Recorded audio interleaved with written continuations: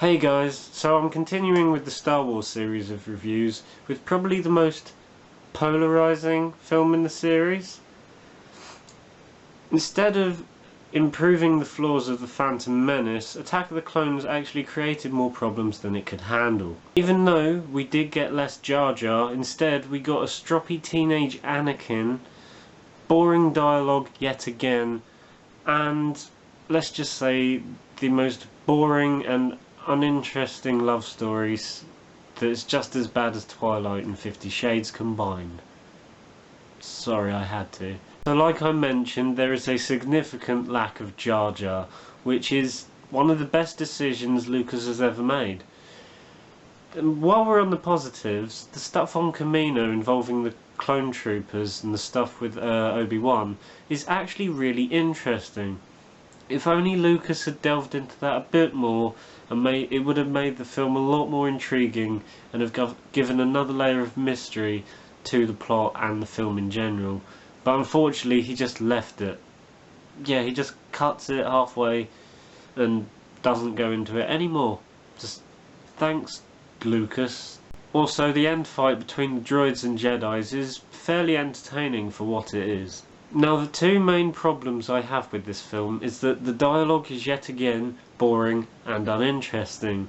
If you thought The Phantom Menace was bad, with people walking and talking and not really giving any emotion, Attack of the Clones is just as bad, if not worse.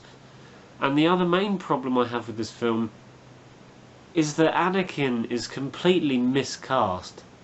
I mean, whoever had the bright idea of casting Hayden Christensen as this tortured and troubled Jedi, they should have been fired immediately, because we should have seen Anakin's slow descent into the dark side, how he slowly gets corrupted physically and mentally. But no, we just get a really stroppy teenager that doesn't like stuff. Honest to God, he acts like a stroppy teenager, and he's not that good of a boyfriend either. I mean, if you look at this film, he stares at Padme creepily like a good 5 or 6 times.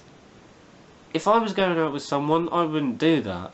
It's literally, he just stares at her, doesn't say a thing, just looks at her like that, and it's oh, he'd make a better stalker than a boyfriend.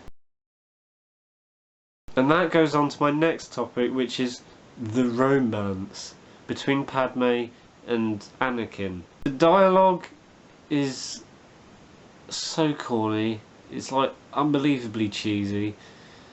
The so-called romantic dialogue just, it feels as if Lucas was writing it on the spot rather than taking time to look it over and think about what he was writing. It's like you wrote it on set and then just handed it to them and just said, there you go, make it work. And they have no chemistry with each other either. They just stare at each other, talk to each other with no emotion whatsoever. Oh, Natalie Portman, you were so good in Black Swan.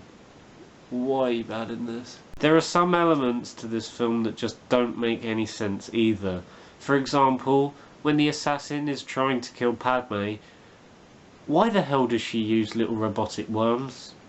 I mean, it would make a lot more sense if she used a grenade or a blaster. It would just finish the job instantly.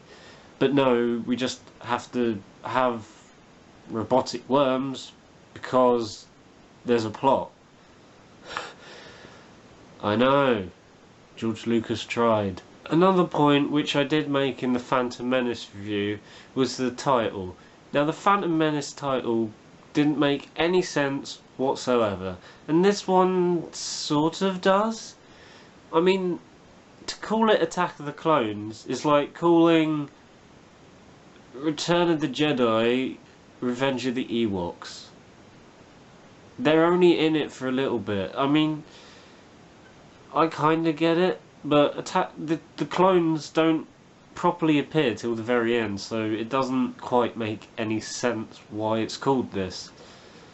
There's not enough character development in the clone troopers to have it be about them. Talking about the ending, we have that god-awful fight between Yoda and Dooku.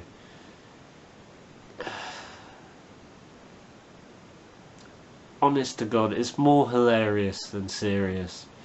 Also, it defeats everything that Yoda said in the originals. To use your mind over your lightsaber. Use your lightsaber as only as a last resort. And then he just, in this, he just does a load of kicks and flips and starts... Oh, I don't know. Prequels are bad. So bad. And that's another thing. The visual effects aren't that good either. I mean, there's a slight improvement from the Phantom Menace, but you can still obviously tell what is green screen and what isn't, which is not good, especially for a Star Wars film. Despite Lucas getting the casting of Anakin wrong, and having the most uninteresting and boring love story shoved down the viewers' throats, somehow this film is rewatchable. Probably because it's got Star Wars in the title. I'm going to give it the same score that I gave Phantom Menace, 5 out of 10. I mean, it's Attack of the Clones. It's probably... This and the Phantom Menace are my two least favourites in the series. I think they're everyone's least favourites. However, I will be glad to get the Revenge of the Sith review out next month. I'm actually looking forward to that one because that film's not as crap as these two. Anyway guys, that's my review for Attack of the Clones. Thanks for watching. Like I said, Revenge of the Sith review will be out next month, and I'll have more reviews coming in the next few weeks. I'll have an Ant-Man review hopefully coming up soon. Apart from that, there's not much else to say.